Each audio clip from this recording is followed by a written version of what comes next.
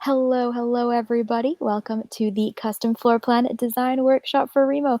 Can I see like some claps, some thumbs up? Let me know that you can actually hear me. Yes, awesome.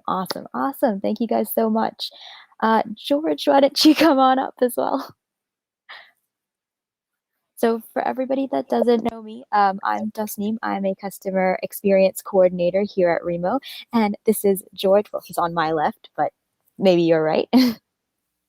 I'm the head of community. I wear a number of other hats as well, and we're walk everybody through how to make custom floor plans, which is really, I think, one of the most fun parts about Remo. Absolutely, yeah. I think custom floor plans are a great way to kind of get you and your guests acclimated to like the same setting, the same environment, and really make your event space your own event space. So let's begin, George. All right, cool. Awesome. All right, so let me first share my screen.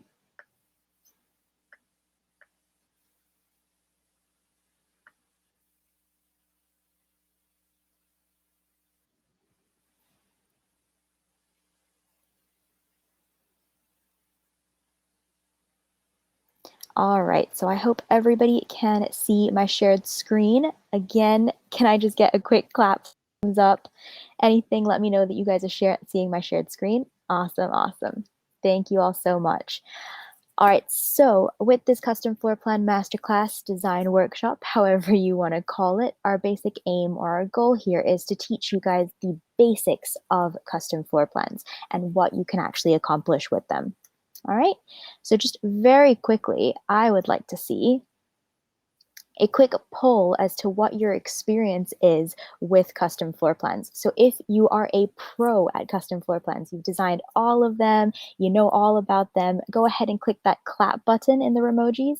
If you're kind of new to custom floor plans, you've never actually done them and you're here to really learn the basics and get an understanding of them so that you can get started building your very own one, go ahead and click that confused face in the over on the right hand side. And if you're in the middle, so you maybe have a little bit of experience, you've built a couple of floor plans, but you're here today to kind of see what else you could be doing with your custom floor plans, go ahead and put a thumbs up. I can see a lot of you already did that, but can we do that on the count of 3, just so that I can get an understanding of everybody in the audience? So in 1, 2, 3, go ahead and click the emoji that best represents why you are here today. All right, so I'm seeing a couple of confused faces. Okay, so we've got some new people. That's awesome. Okay, cool. And we've got a lot of pros as well. So that'll be a really great mix. So hopefully after today's session, once I'm done speaking, you guys can go ahead and in conversation mode and kind of network with some of the other people that maybe have a lot more experience with custom floor plans. So you can hear from them as well, what their tips and their tricks and their experiences with it are as well. All right, so thank you all so much for participating in this little poll. All right, so today, basic agenda, I just want to go through a few quick examples of some custom floor plans that we've seen at Remo as well, give you an overview of some of our higher level recommendations. Then I'll break down our actual Remo conference floor plan into all the different elements so you can get a better idea of what actually makes a custom floor plan or a floor plan in general. Then I'm hopefully going to be able to do a quick sketch demonstration for you as to how you can actually create all the layers and all the elements that go into a floor plan for Remo. And if we do have a little bit of time left over, I want to take you through some top tips from a UI UX design standpoint about how you can go about creating your custom floor plan. All right, so a couple of examples. For those of you who are new, UI UX is our lingo for user interface / user experience. Thank you, George. All right, so just a few examples. So here are some of the examples that we've seen for custom floor plans. So you can really see what's possible. Each custom floor plan really has its own design style. So that's something that you can definitely experiment with as you get a little bit more experience with creating them. And really with each floor plan, you can see that they're creating or they're kind of cultivating this new experience for their guests. And they're trying to put their guests in the right frame of reference for their upcoming event.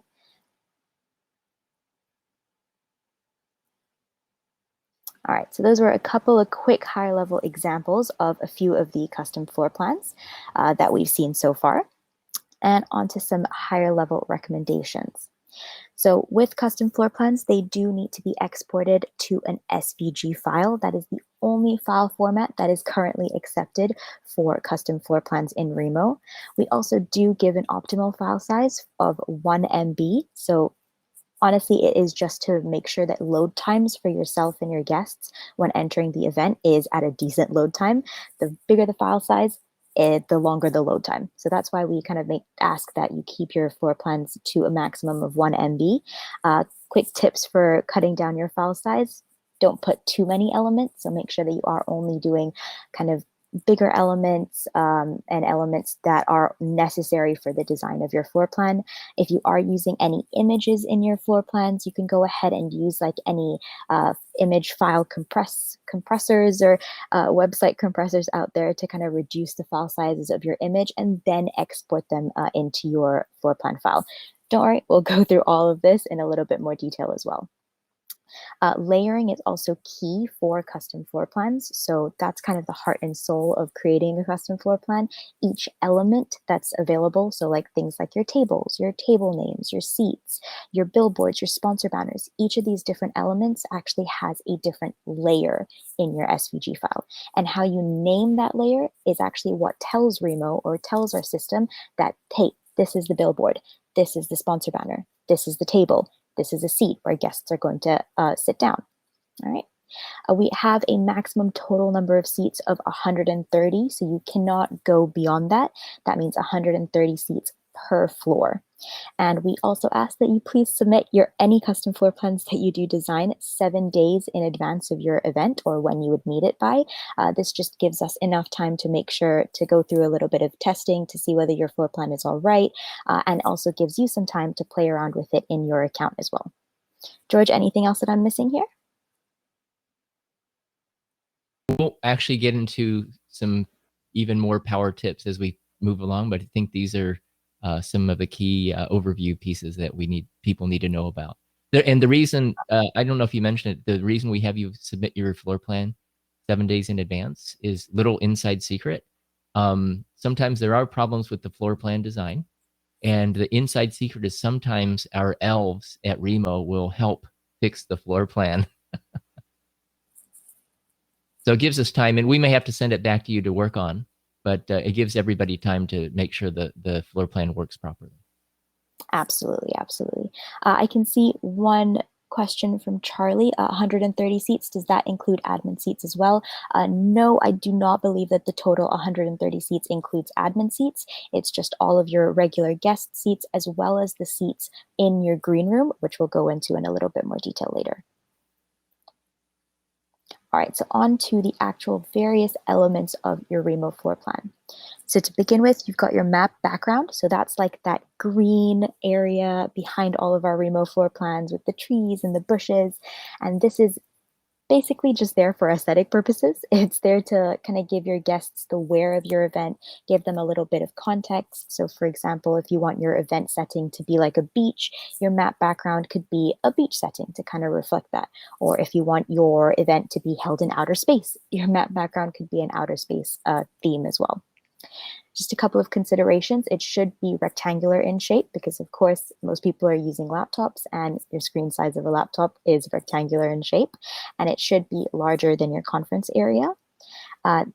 Your map background can be graphically designed. So what I mean by that is what you can see over here. So we've got our trees and bushes.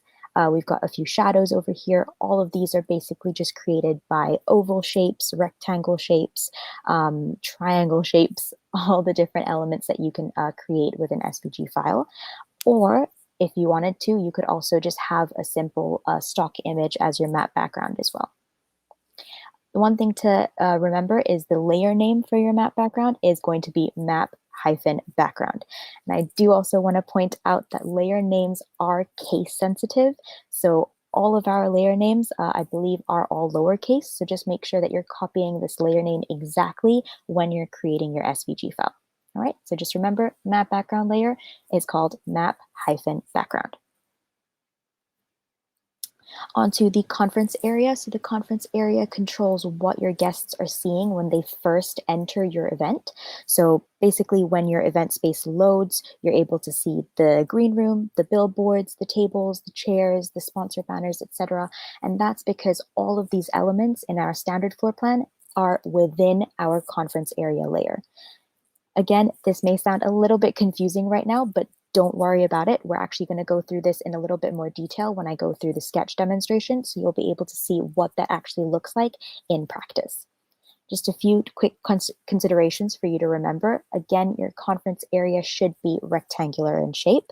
And from a lot of testing, we found that the ideal conference area size is 2060 pixels in width by 1200 pixels in height.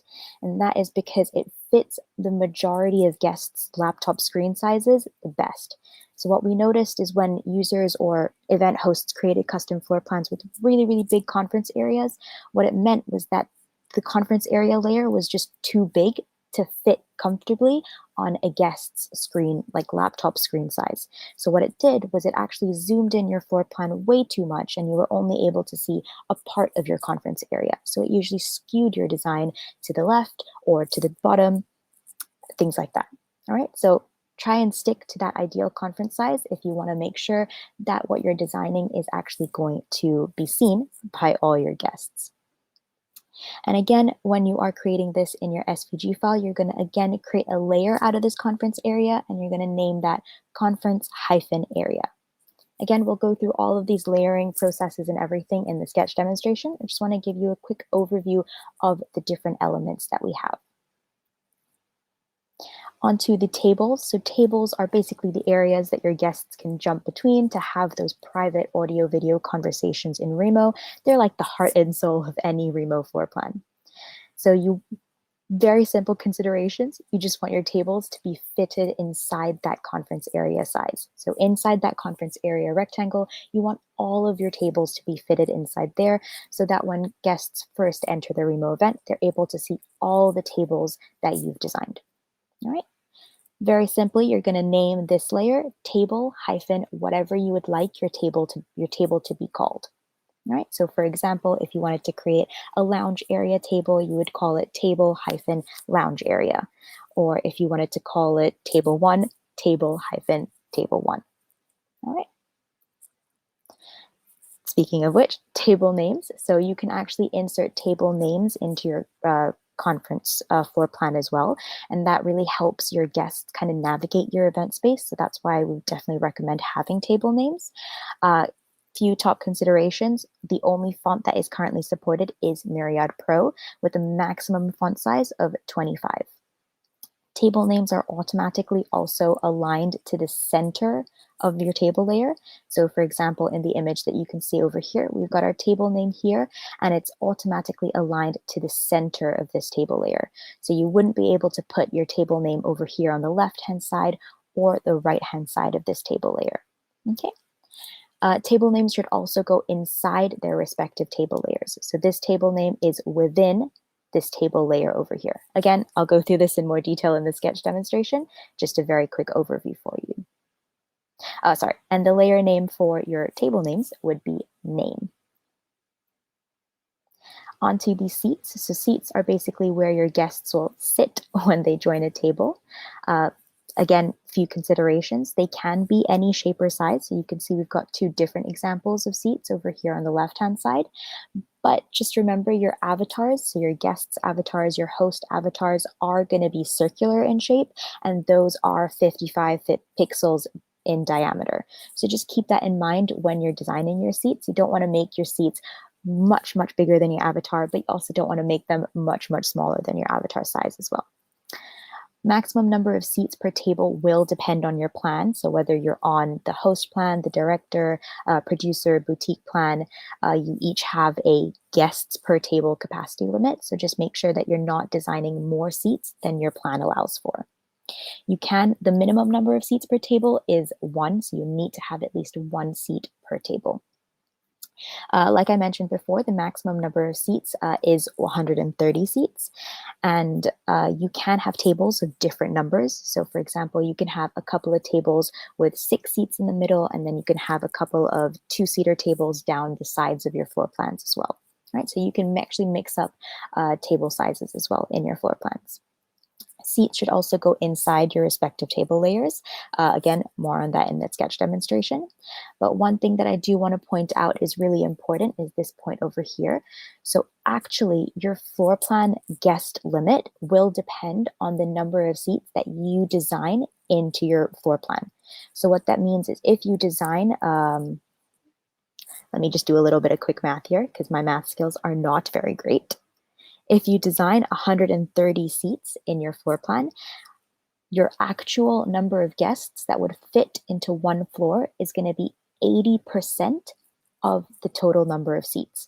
So for example, if you've designed a floor plan with 130 seats, if you do 80% of that, that means that 104 guests would be able to fit on one floor. All right, so just remember that. The only thing that you need to really remember with that is to add some buffer seats. So if you want 100 guests to be able to fit on your floor, make sure that you design, I think it was 125.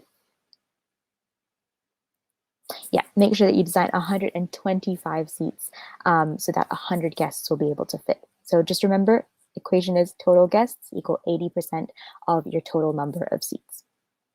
And again, layer name is just seat over here. All right, so that's how Remo Conference recognizes that whatever you've designed is actually a seat for guests to sit on. Speaking of seats, we also do have admin seats. So admin seats are the extra seat that an event host can occupy if a table is full. So remember, that's only for event hosts, which are event managers, event assistants, and account owners. A couple of considerations. The admin seat is denoted by a star. So if you're an event host and you hover over a table in your floor plan, you'll see a little star icon pop up on all of our default floor plans. And that's what actually denotes where that admin seat is located in a table. I would also recommend keeping the seat invisible. Yeah, George? Oh, sorry. Sorry, I didn't know you're going to keep going on this, but there's a question that's relevant. 130 seats, does that include the admin seat as well? 130 seats does not include the admin seats because these are extra seats that event hosts can occupy.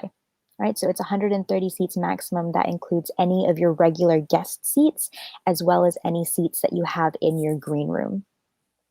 All right. One consideration I would give is to keep your admin seat invisible though, just because if you do design it to actually look like a seat, it is an extra seat that technically your guests can't really occupy. So it can confuse them a little bit as to why there's an extra seat that they just can't occupy on a table. And 1 admin seat per table, that's our maximum capacity right now. And you're going to call this layer admin-seat. Onto the green room. So the green room is basically a private table that only event hosts and registered speakers are going to be able to access. Usually located on all of our default floor plans, it's located at the top, but really it can be wherever you'd like to place it. You can have it in the middle of your floor plan, over to the side, completely up to you. It can also be any shape or size, but it must have seats. So if you actually want your event hosts and your registered speakers to be able to access the green room or enter the green room, they have to have seats in them. So they can either be invisible seats, as you can see in this top image over here, or you can design actual seats that look like seats, as you can see from this image over here. That's completely up to you and whatever design aesthetic you'd like to have. And you're going to layer this, you're going to name this layer table-stage. All right? Just a quick thing on the green room. It's not required. Yeah. If you, for whatever reason, design a floor plan that doesn't need a green room, no problem leaving it out. Absolutely. So actually all of these elements, like you can, well, not all of them, but things like the green room, sponsor banners, billboards, you don't have to design into them. They are completely optional for you. Speaking of, billboards are up next. So we've got two billboards in Remo. We've got the left billboard, the right billboard. So the left billboard is the one that occupies your video. So remember, this is a Vimeo video, YouTube, or Twitch video. And then you've got your right billboard, which is your text billboard. So you can use that for things like your event agenda or important announcements for your guests.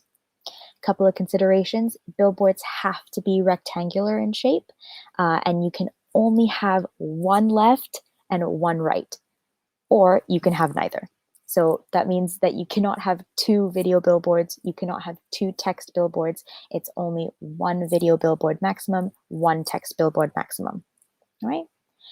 They also do not need to be the same size as each other. So if, for example, you're designing a floor plan where you really want to emphasize that video. So for example, if you're looking to live stream into your event and you really want to make sure that that video billboard is front and center in your floor plan, it's really big, it's really easy for your guests to see, you can go ahead and design that left billboard to take up the majority of your floor plan space. And if you don't need the text billboard as much, you can choose to either completely leave that out of your floor plan or make it smaller in one of the corners of your floor plan. So they don't actually need to be the same size. They are independent of each other. The maximum height of the right billboard, though, is 163 pixels. So just make sure you don't go above that height when you're designing that. Layer names are table-left billboard and table-right billboard, respectively. All right. On to sponsor banners. So sponsor banners are dynamic and you can link your guests basically wherever you want. So these are the really fun ones to play around with. A couple of design considerations though: they have to be square or rectangular, so they cannot be oval shaped, circular shaped, triangle shaped, any of these other polygonal shapes. Square or rectangular sizes only. Sponsor banners, again, like billboards, do not need to be the same size. So if, for example, you've got different tiers of sponsors, you've got your diamond sponsors, platinum, blanking on the third tier, maybe bronze sponsors, you can go ahead and make your diamond tier sponsor banners a lot larger, your platinum ones middle-sized, and your bronze ones smaller-sized, for example. So you can mix up the sizes of these sponsor banners as well. I'd also recommend making them invisible, and I'll show you how to do that in the sketch demonstration as well. But basically, it's just removing the fill and removing the border color of your sponsor banner. That turns it invisible. So if you don't end up using it in your Remo event, it doesn't matter because it won't affect the design of your floor plan. And you're going to name these layers sponsor for the first sponsor banner, sponsor-2 for the second one, sponsor-3 for the third one, and so on and so on. Interesting question about whether billboards can also double as sponsor slots. Yeah, go ahead, Taz. I don't think they can, because you'd have to name the layer either the billboard way or the sponsor way. Yeah, so I don't think I they would would use be the able to billboard double. for that anyhow. But Yeah. what you can do, if for some reason you need to have more sponsor banners than your plan allows, you can actually hard code the embed sponsor banners into your floor plan. So they won't change, but there'll be an image embedded into the floor plan, and you'll still give that sponsor exposure. The only thing is that that sponsor banner will not be dynamic, meaning that it will not be hyperlinkable and go to, say, a sponsor video or a sponsor ad. Yeah, absolutely. All right, so those are actually all of the main elements of your Remo conference floor plan. All that's left is to now export your file to SVG. A couple of considerations here as well, especially for Adobe Illustrator users. When you do export your file to SVG, there is a little responsive option. Make sure that you leave that unchecked for the Remo conference floor plan, for the floor plan to actually work in your Remo event. As well, if you are seeing an export decimal option when you're exporting your file to SVG, just make sure to set that to 2. So this is not on all tools that you use. I believe it's only for Adobe Illustrator, but it might be for some other tools out there as well. Another quick top tip is to also use our custom floor plan validator. This is a great way for you to get a very quick overview of whether your floor plan is correct, whether it's picking up all of the key elements like your sponsor banners, your tables, your green room, your billboards, all of these different elements, whether they're actually being picked up by the Remo system or not. Also gives you a quick check on whether your file size is all right, and if there are any errors. So for example, if you've got too many seats in your floor plan, the validator will point that out for you as well. If you scroll down in the validator as well, you'll also get an image of your floor plan file that highlights exactly where your tables are. It tells you which table is going to be filled up first, which seats within each table are going to be filled up first, as well as highlighting where your admin seat is, your table name is, your billboards are, your green rooms are, and your sponsor banners are. All right. So it's a super, super useful tool. Yeah. Sorry, Taz. One quick tip on when you're validating. You'll see an image when the validator test is done, validation test is done.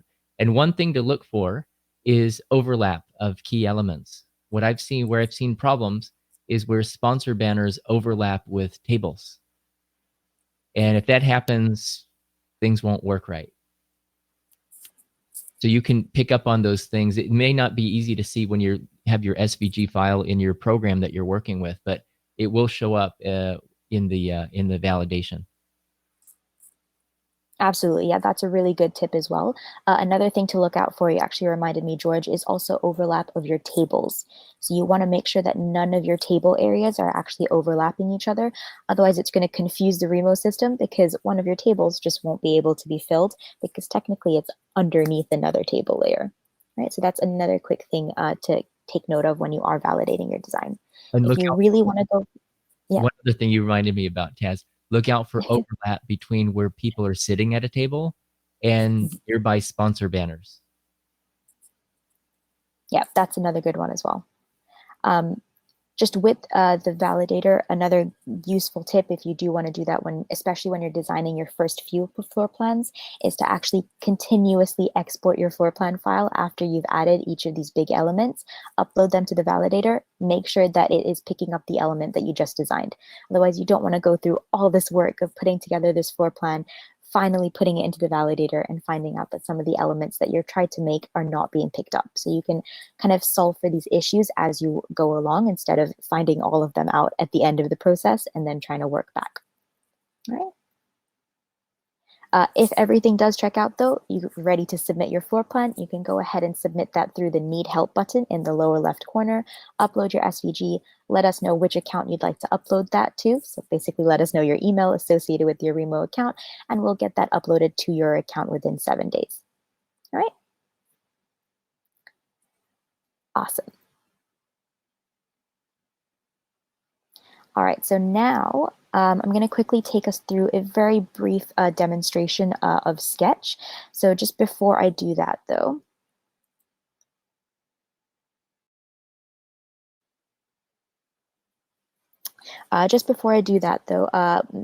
there may be a few questions about what tools you can use for creating your custom floor plans. Short answer is basically anything that exports to SVG, but with the exception of a couple of tools. So from our experience, the best ones to use are Adobe Illustrator or Sketch. So those are the top two tools that we've kind of found work for Remo conference floor plans.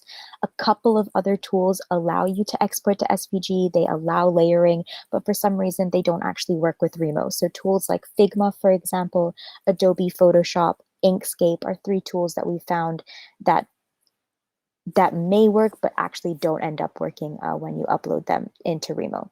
So again, from our experience, Adobe Illustrator and Sketch are the top two that we found. If you guys have found any other tools that work for your conference floor plans, let us know and we can add that to our help article so we can continue growing that list as well. All right.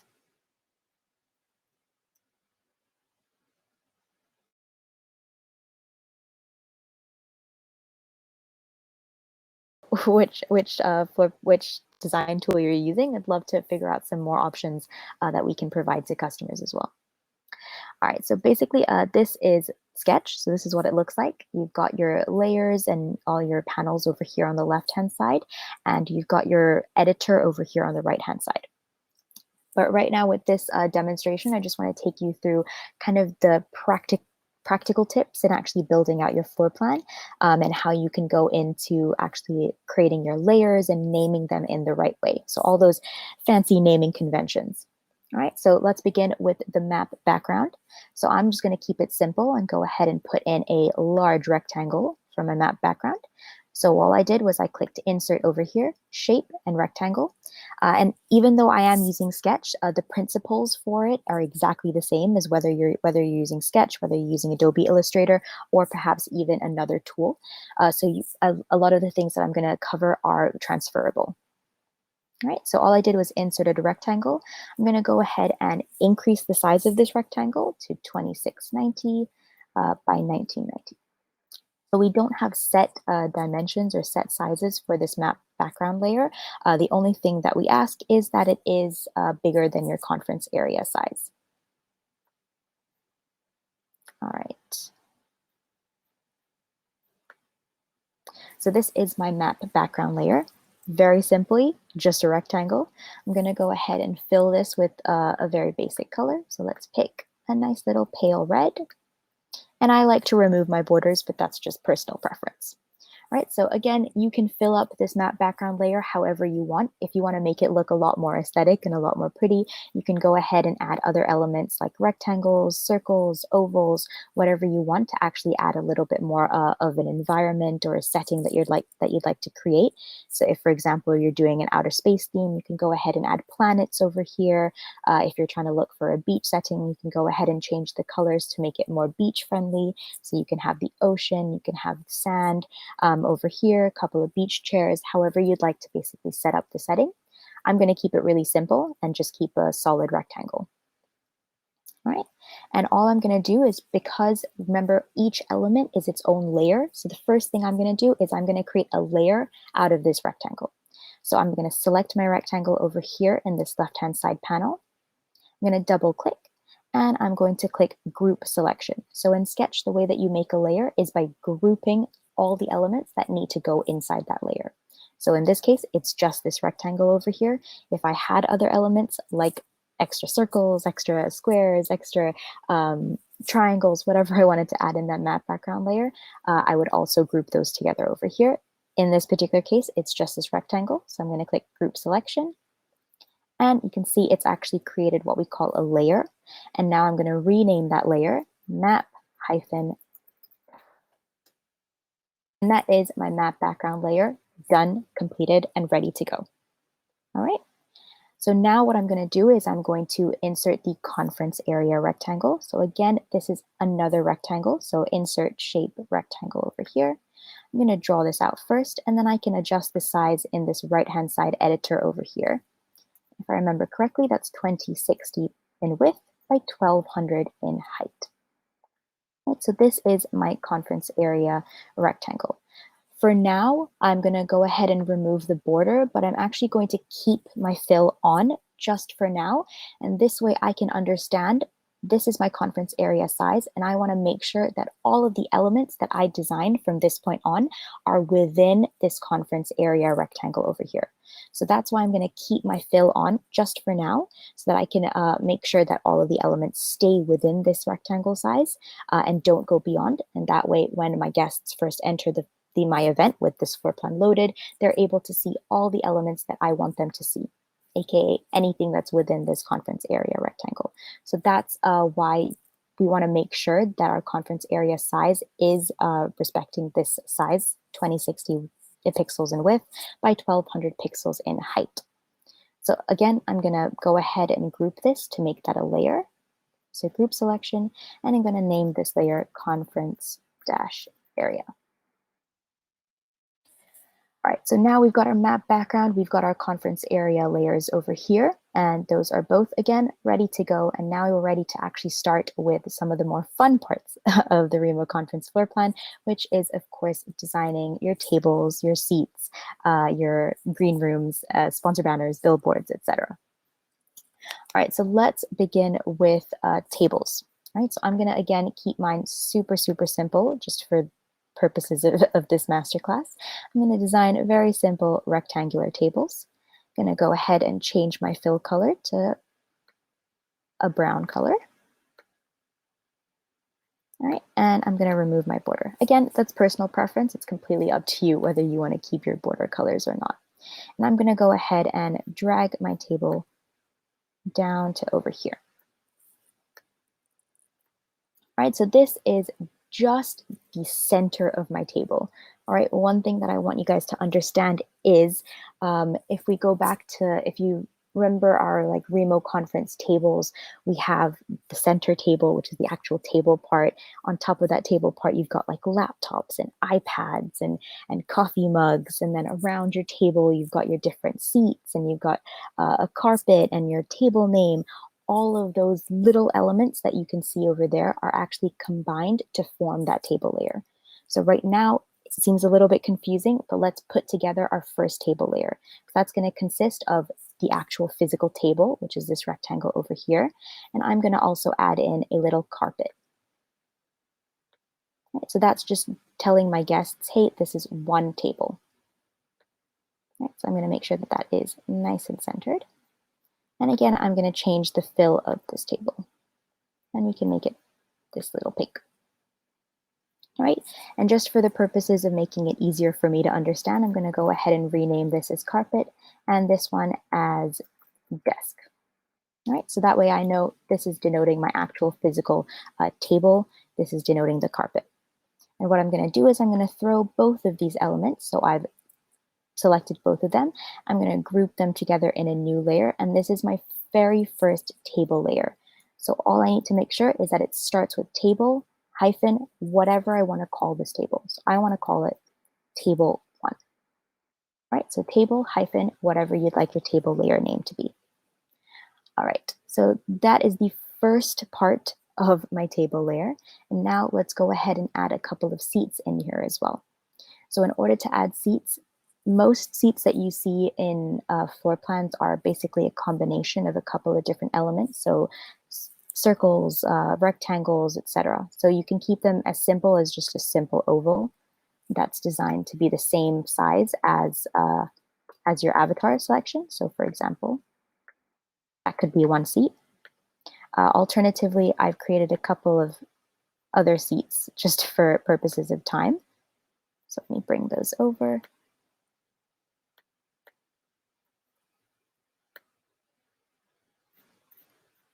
And if I zoom in a little bit more, this seat over here is very simply one middle rectangle over here and a couple of smaller rectangles surrounding it to make it look like a seat. This one over here, again, very simply, is one circle.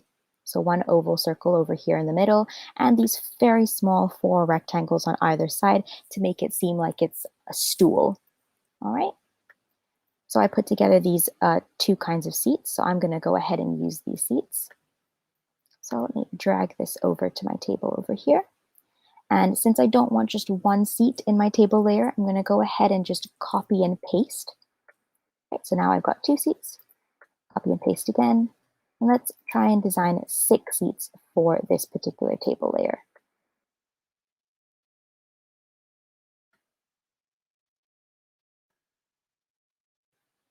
So another thing that you can see with Sketch is that it tries to also make sure that it looks nice for you. So you can see what I'm trying to do is I'm trying to make sure that these 2 seats are in line with each other. These seats are in line with each other. These seats are in line with each other. And so it all looks like it's graphically dispersed. All right, so what you can see is all of these different elements that made up one seat. I've already grouped these together into another layer. All right, so this is this layer over here. Now, all I need to make sure is that this layer is named seat hyphen whatever you want. All right, so usually it actually only needs to be called seat. I like to make sure that I understand which seat is going into which table. So I like to add in seat hyphen 1. So that means it's going into table layer 1. And this is the first seat that's going to happen. All right, so seat hyphen 1-1. And I'm going to change this one to seat 1-2, 1-3, 1-4, 5, and so on. right? So I've got all my 6 seats over here. But now the one thing that is really important for you to remember to do is to go ahead and move all of these seat layers and make sure that they're placed inside the respective table layer. All right, so I want all of these seats to be part of my table 1, right? So I'm going to go ahead and select all of them as I've done over here, and I'm going to simply drag them into my table layer. And now all of my seats are associated with this table 1 layer over here. Right, so now Remo knows that table 1's area contains this carpet over here, this desk over here, and these 6 seats over here. All right? Hey, Taz, Yes. there's a question about how you control seats are filled first. All right, that's a great question. And so you can actually control that by how you organize it in your layer panel over here. So if I'm not mistaken, the ones at the bottom are filled in first, and then the ones at the top over here are filled in last. All right. So if, for example, I wanted this seat over here to be filled in first, I'm going to go ahead and just drag that to the bottom of the list. And then this way, this seat will be filled in first on this table. Does that make sense? Yep, that's good. Good explanation. All right. Oh, Simon is saying nope, the other way around. All right, let me just test that and I can double check for you. All right, so The seats at the top of the top of the layer. My bad. All right, so the seats at the top of the layer will get filled in first. Thank you very much, Simon. Seats at the top of the layer will get filled in first. So just like before, if I wanted this seat to be filled in first, I'm going to drag that to the top of my table layer. All right. So that is how you can organize which seats you want filled in first. And exactly the same way, you can also organize which tables you want to get filled in first, just by organizing your table layers to wherever you'd like them. All right. Next thing that I'm going to add over here is the table name. So this is a simple text element. So insert text over here. And I'm going to go ahead and just type in table 1.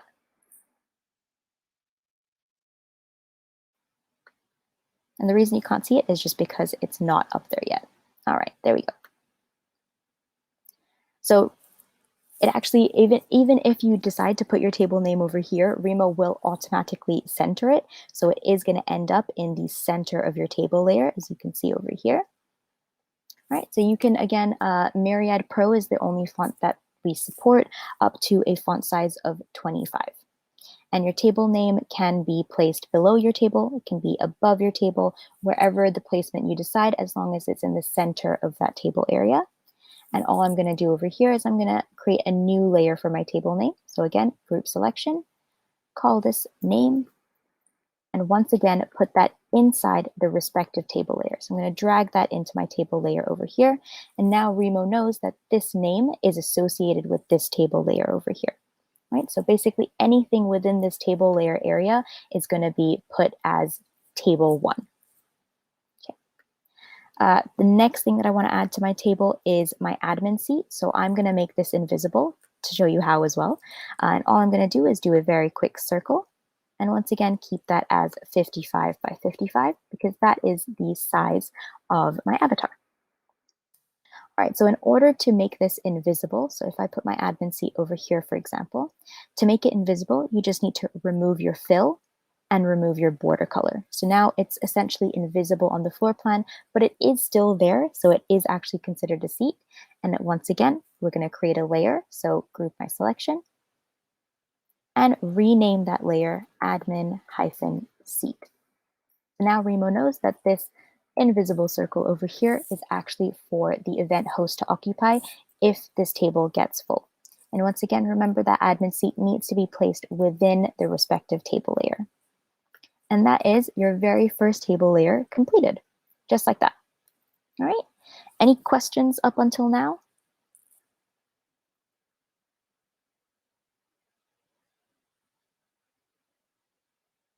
All right, I think we're okay.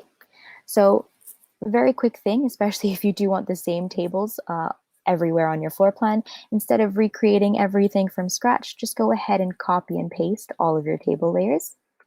I've copied it, and now I can paste the same thing. And all I'm going to do is change up my table layer name, just like that.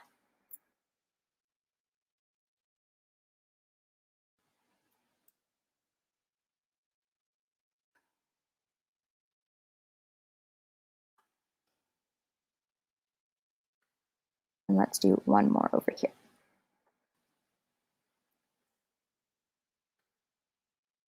All right, so now we've got 5 tables on our floor plan.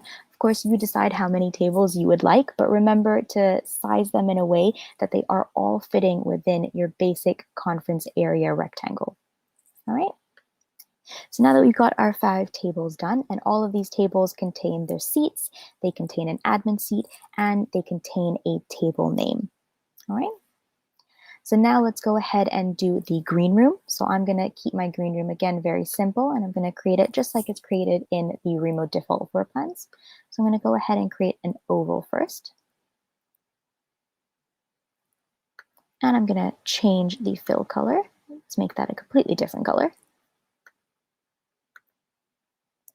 All right, so now I want to make sure that my oval is like a semicircle. It's not a real oval. So what I'm going to do is I'm actually going to, let me do that one more time.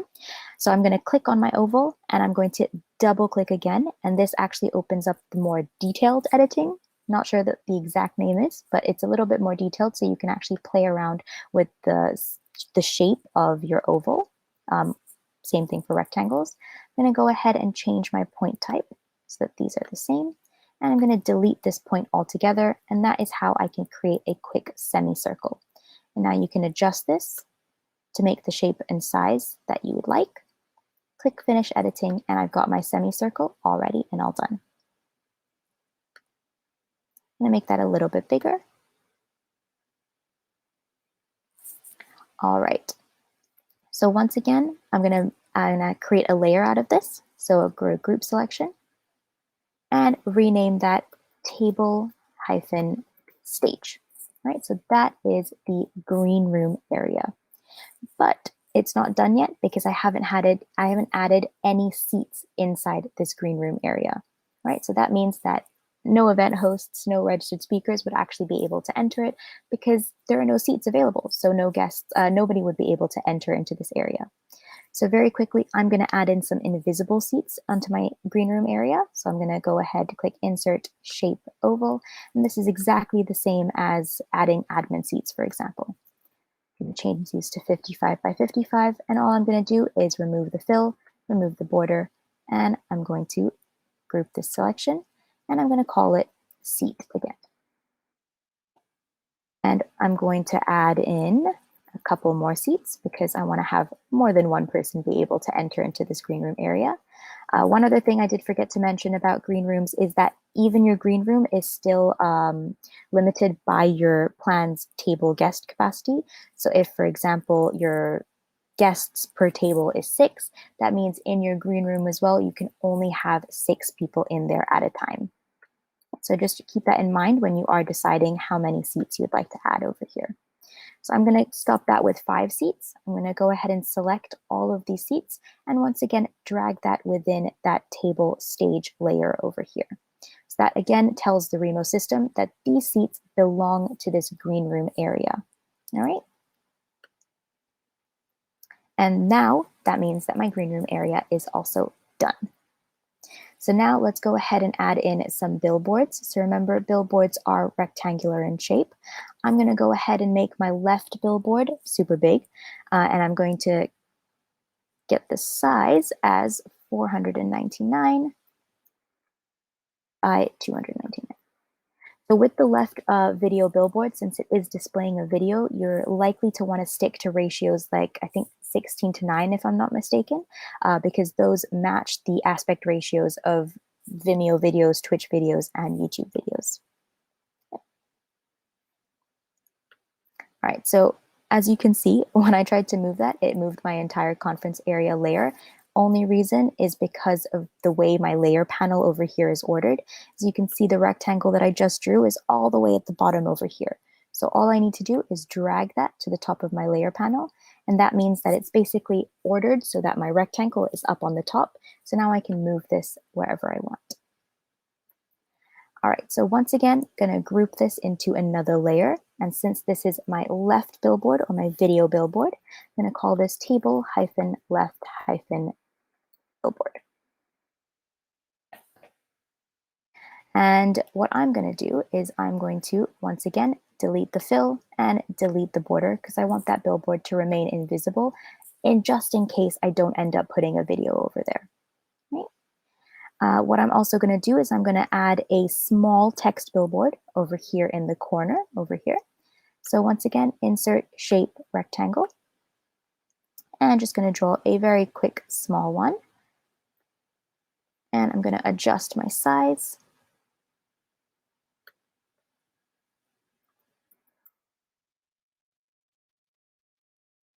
Remember, text billboard, it has a maximum size of 163.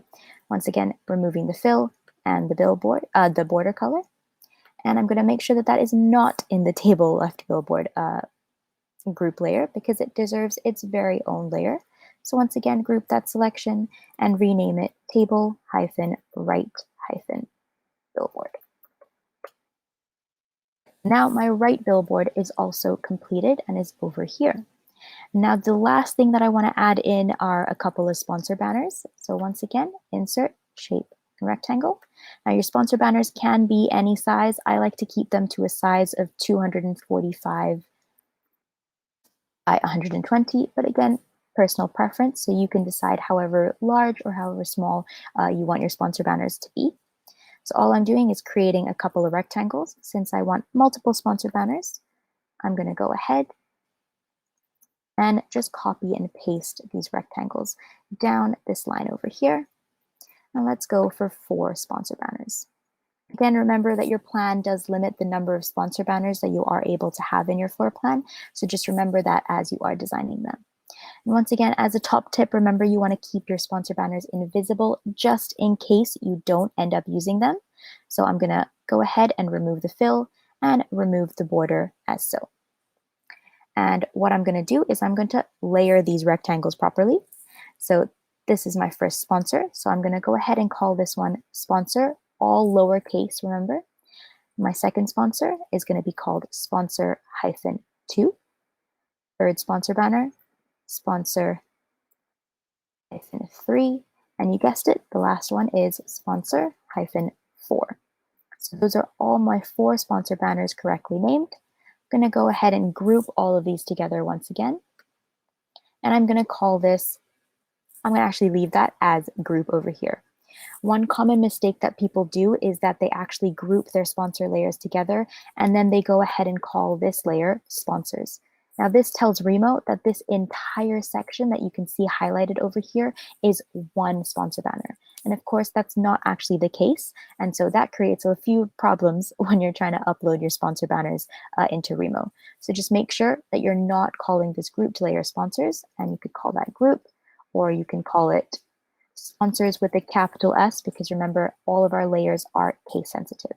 But just to play it safe, I'm going to go ahead and call that layer group. Alternatively, you don't even need to group these into layers. I just like to do it because it keeps this left side panel over here a little bit cleaner. All right, so those are actually all of the elements in a floor plan. So what I'm going to do now is I'm actually going to go ahead and go back to my conference area rectangle. So that's one of the first things that we created. And I'm going to go ahead and remove the fill over here. All right. And that means that my conference area rectangle is now invisible. Alternatively, you can, of course, keep the fill. So what you can see in our standard default floor plans is we actually do keep this fill so that it looks like it's a floor, and you can add walls around here as well. Completely up to you and how you would like to, again, design your floor plan, right? But those are the major elements that are in your Remo conference floor plan. The last thing you got to do is you need to export this. So all I'm going to do is I'm going to select all of my layers, and I'm going to group it into one massive final layer, and I'm going to call this sketch demo floor plan, or whatever you'd like to call it. Then I'm going to go ahead on the right hand side and click make exportable, select an SVG format as so, and click export selected. And then I'm able to again select what I'd like to save the file name as and select where I would like to save it.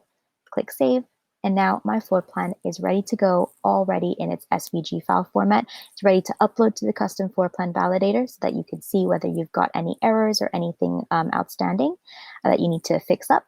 And if it's all ready to go, that is when you can then submit it to your Need Help button, and we can upload it to your Remo account.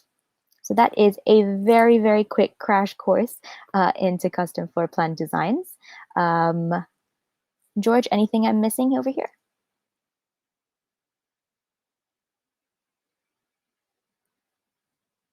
Right. There's another meeting happening at the same time that I'm supposed to be at. Hang Oh, on a sec, let me do that. Wow. Okay, yeah, they just messaged me. Yeah, no, this is really comprehensive. What I did is I posted into the chat. I've been answering questions from the Q&A, but I wanted to let everybody know that I posted into the general chat the article that's a great summary of how to design custom floor plans. Essentially walks through what Tasneem masterfully took you through. The only difference is that there's some tweaks that we talked about here today that are more nuanced. But for a great review and reference, I put that article into the chat.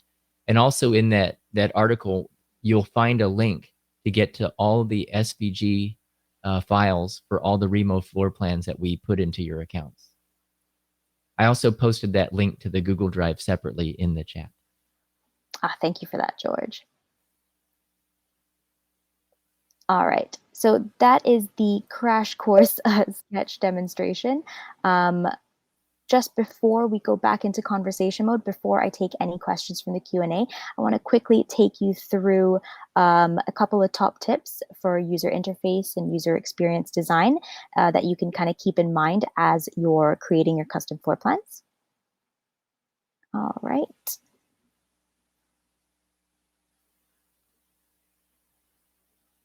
So let me share my screen once again.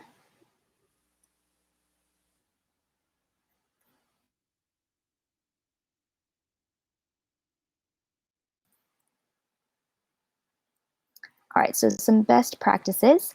In terms of color guidelines, try to avoid using more than 3 to 5 colors in your floor plan.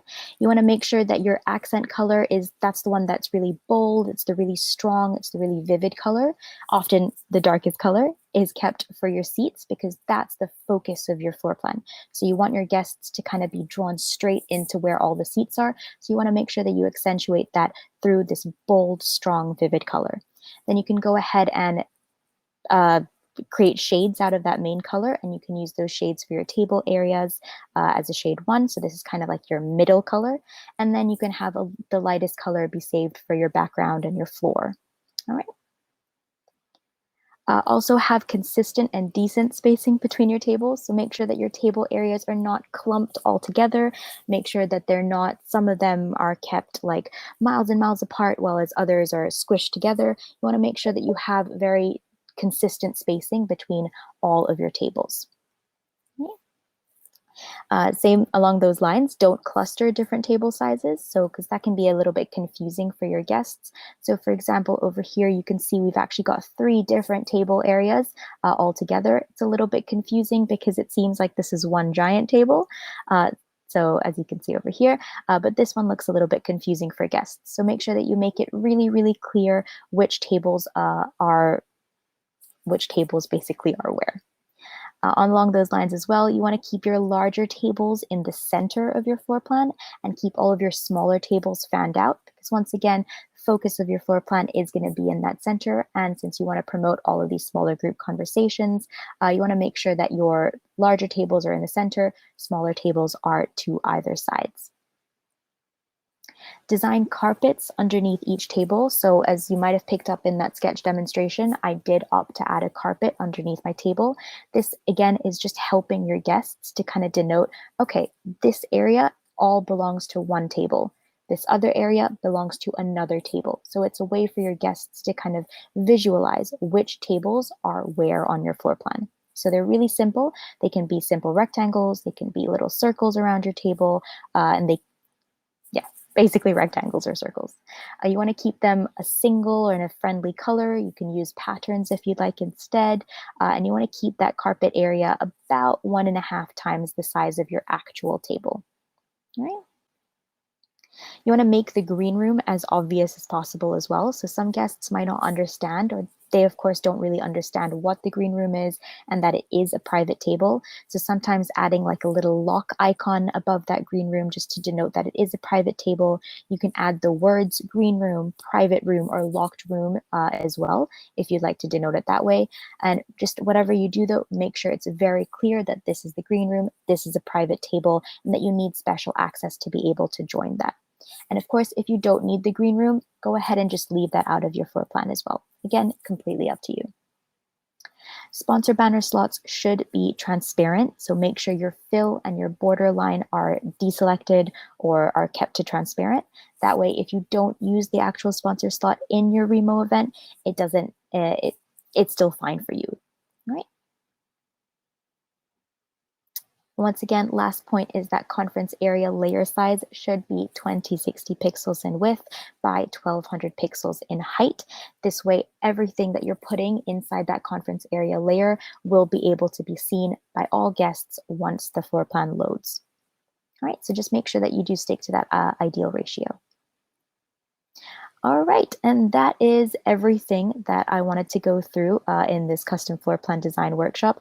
I know it was probably very overwhelming. There's a lot of information that kind of goes into designing custom floor plans. The very, very best advice that I can give you is to actually go ahead and access that floor plan design template link, Google Drive link that George shared earlier, because over there we actually give you SVG files for some of the templates and some of the Remo floor plans that we give you in your account as Remo standard floor plans. If you go ahead and download that SVG file, you can actually break down each of these elements and really try for yourself to recreate them. And as you do that, you'll get a better understanding of how each of these elements work, and that's actually how you build up your confidence and build up your expertise with designing custom floor plans. All right, I'm going to go ahead and look at the Q&A very quickly to see what questions we have.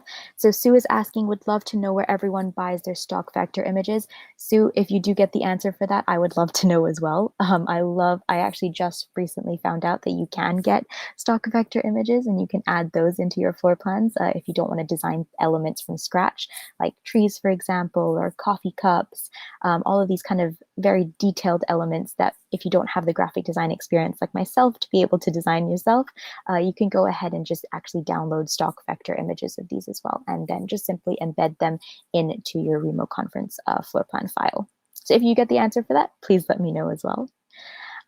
Sue said, I like floor plans that don't show the exterior box. You have as a salmon color now, so that's a matte background layer. What dimensions do we need to make that happen?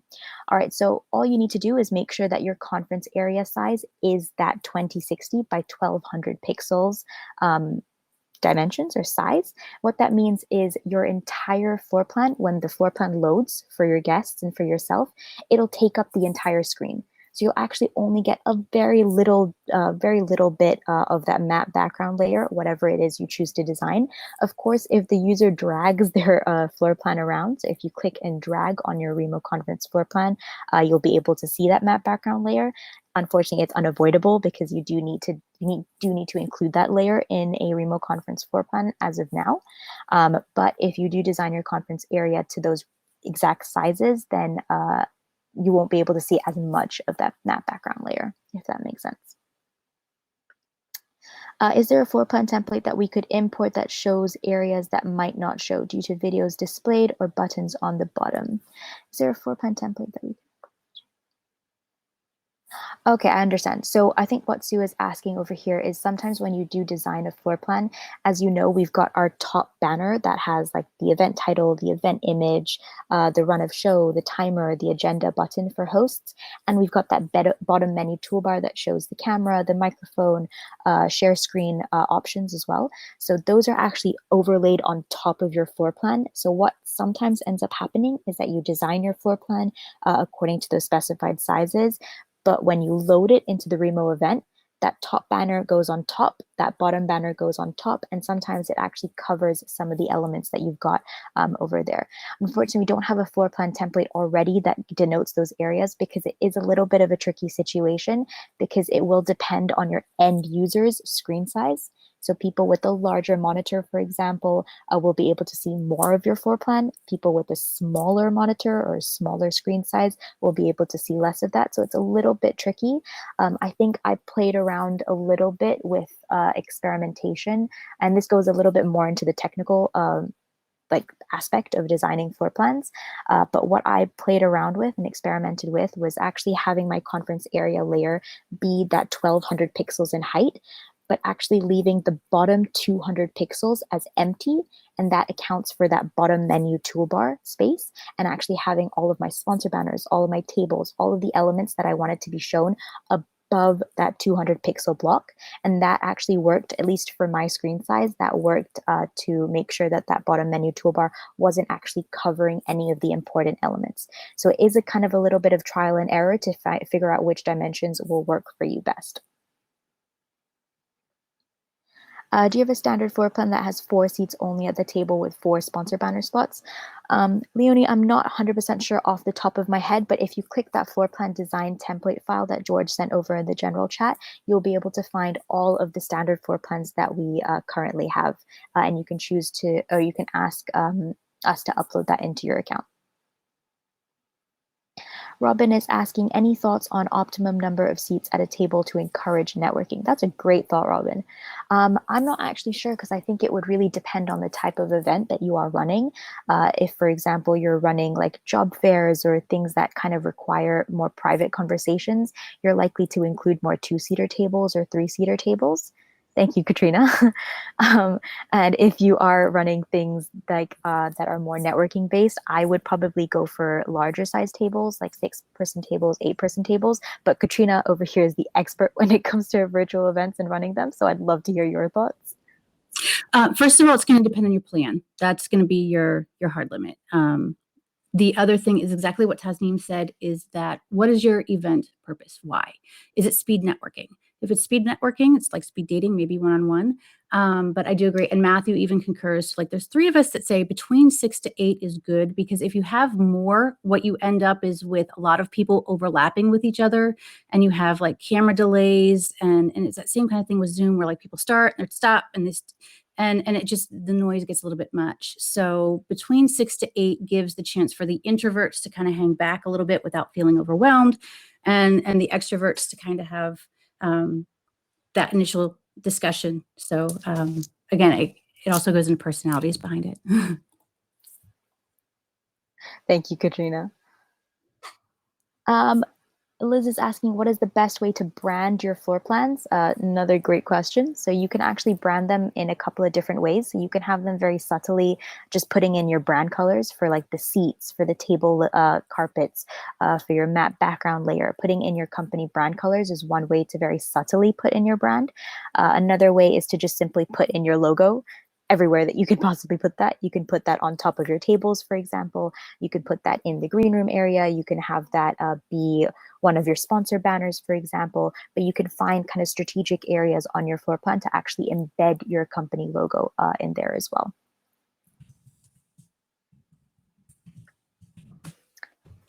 Francis is asking, are there instructions on how to modify an existing floor plan? I don't think we have instructions for exactly how to modify them, but you can use the instructions for how to create a custom floor plan, because it is essentially the same kind of idea. You are still opening up that SVG file, looking into each of those different layers, and simply adjusting how you would like your floor plan to kind of look. So it might be moving your billboards around, moving your green room around, changing the shape of that green room. We don't have specific instructions on how to modify an existing floor plan, but Francis, if you're free for a little bit after this, I can take you through that in conversation mode, like one-to-one as well. Mm-hmm. And Greg is asking, can you have different floor plans, table arrangements, and seating for each floor? Great question, Greg. At the moment, the floor plan that you design is going to be replicated on every floor in your event space. We don't have a way as of now to create separate floor plans for every floor. The workaround right now is if your plan does have capacity for simultaneous events, what you can do is you can create different floor plans for different event buildings and then link those event buildings through the sponsor banners. But of course, that really depends on the reasoning behind why you would want to have different floor plans. So if it is going into like hey, we want to have this main presentation hall with the more like theatrical seating arrangement versus we want to have a networking lounge with more kind of smaller group tables and more tables that are available, two-seater tables, different size tables, etc. Then you can have those two buildings kind of running simultaneously and have your two different floor plans there as well. And that goes for sponsor banners too, because a lot of people want to put sponsor banners on top of their tables to indicate like like for me, for an employment fair. But that sponsor banner is going to be replicated on every single floor the whole way up your building. All right. That's actually everything that I had to share. Katrina, did you have to share? I talking about this in a couple of the channels in the back, and I've been asked to get a little bit of feedback from you guys. This is going to take about 3.5, 4 minutes of your time. And I just did a quick aha slide. So if you guys could go to this link, just open it up in a second tab. You saw how kind of complex it can be to build a customized floor plan. And then Taz, can I share my screen, please? Yep, of course. Let me go ahead and stop here. You guys have seen like kind of how, you know, just what goes into it. But if there's something that we can do really easily, we'd like to try to figure out what we can do. Like if there's something that's like adding a logo to the background, or being able to maybe possibly enlarge or eliminate a billboard. What is something that we can do for our standard stock Remo floor plans to make them customizable for some of your use? So what I've done is I've created an aha slide deck. So it's 3 questions. If you guys could go please to the link that I just shared. It is, again, I'm going to put it here. So it's the ahaslides.com. So what is important to you when deciding to use a custom floor plan? First question is, why do you choose a custom plan over a Remo floor plan that comes with your account? And you can choose all that apply. To customize my branding to me specifically or my client, my event needs a specific type of room, like a ballroom or a banquet hall or an expo hall or a pub. I need more seats at a table, less seats at the table. Awesome. Thank you guys. And the more feedback that I can get, the more that I can give. And we literally just started talking about this, and I forgot that I have a great captive audience here. So we have a couple more seconds remaining, 26 seconds remaining. What is the reason why you choose a custom floor plan? And if it's other, go ahead and select the other. You'll have a chance on our 3rd slide to type in something a little bit more specific. Okay, so event type room, okay, few more seconds. Okay, literally all of those and more. Okay, awesome. The next question that we have, this is going to close in 1 second. The next question that I have is, what is the most important thing that you would like to have the ability to modify with a custom with a standard Remo floor plan? I had a typo. I want to add or remove seats, change my floor plan, seat colors, add a logo on the background. So like I want my logo like embedded in the background as a piece of the floor plan. Good. Thanks, guys. So 39 seconds. If you guys could give us a little bit more. Okay, so the colors, seating, logos.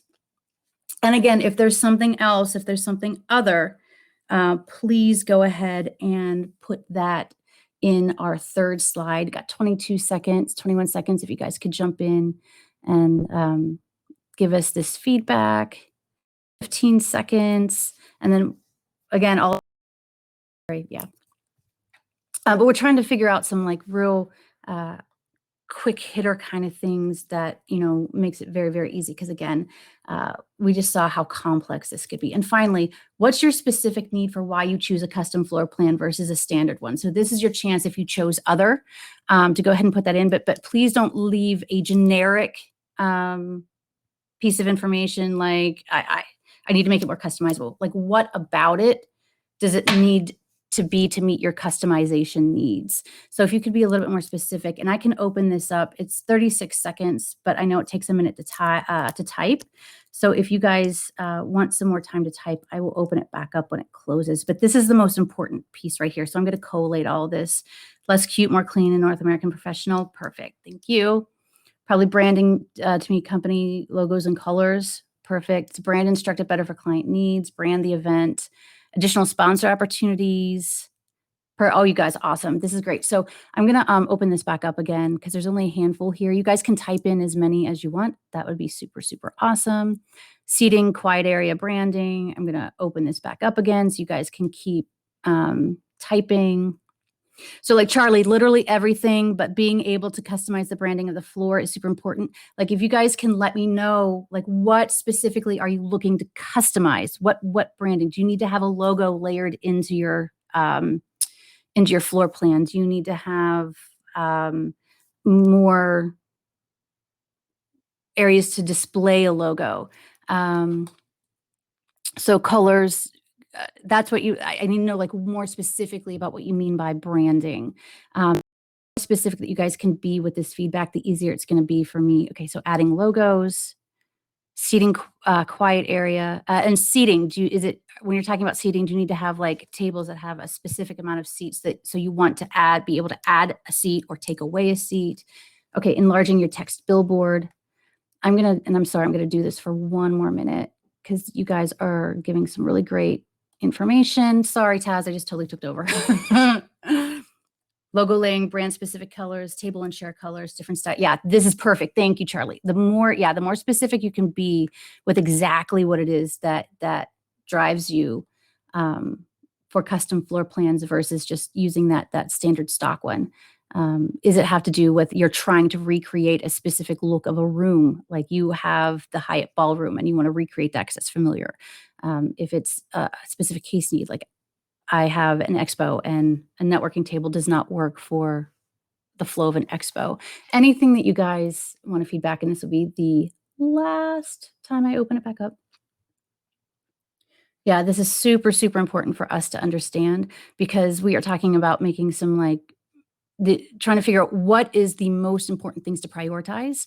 If we can have just like a one-click option, like at one click, you can add your brand logo to the back end of your floor plan and it's an automatic layer. And we're not talking about like giving you guys the ability to do fully custom within. So that's when you're still going to need either your in-house designer or one of our marketplace designers. So thank you, Tasneem. I took over. I'm so very sorry.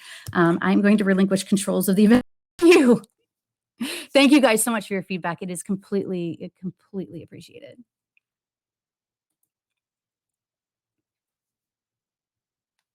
Thank you. Honestly, this is super, super important for us to get kind of user feedback and get a better understanding of exactly what you guys want with custom floor plans, that we can also work on improving this for everybody as well. So thank you so much, Katrina, for doing that. And I can see you're using AHA slides. Yeah. The other thing, did we talk about the marketplace? No, I'm going to cover that right now. So Marketplace is one of the best ways for you to kind of get in contact with some of our awesome floor plan designers who have a lot of experience with designing them. So if, for example, you're looking for a floor plan that you may not have the right experience right now to be able to design yourself, you can go ahead and actually find out from the Marketplace a listing of all these awesome designers who have that capability. And from that Marketplace, you can actually search for designers who are ready to come up with completely customized bespoke floor plans for you and your specific event needs. Or if you're looking for just an off-the-shelf kind of ready-made floor plan, we also have some designers who are available and ready to offer up their ready-made floor plans as well. So you can go ahead and check out that Marketplace for all those listings. We also have some other virtual event services if you're interested in that as well. And we have a couple of those marketplace designers in here with us now. Can you guys raise your hand? Just go ahead and put your hand up. And now their avatars have just changed to the hand raise. So Laura, Henri, I think host is Matthew. Yeah, so the host with the hand up is Matthew. So these are some of our custom floor plan designers that you can talk to and connect with as well. Thank you guys for coming. Thank you guys. All right, so I think that is actually everything that I wanted to go through with this custom floor plan design workshop. Again, I know it was very much crash course into the, it's just touching the very basics of creating these. I'll stick around for a couple more minutes. I definitely want to talk to Francis as well, help you out with your embedding question as well. But I'll stick around for a couple more minutes if anyone does have any more specific questions that they'd like to ask.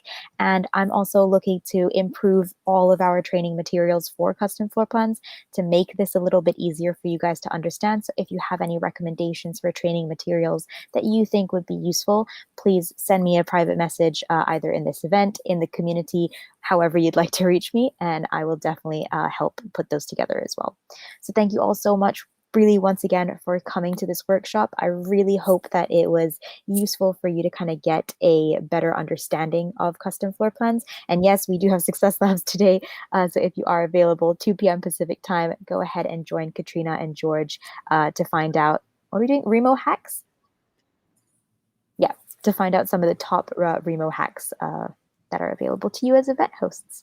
So thank you all so much, and I hope you have a wonderful, wonderful day or evening wherever you are based. Thank you so much. Oh.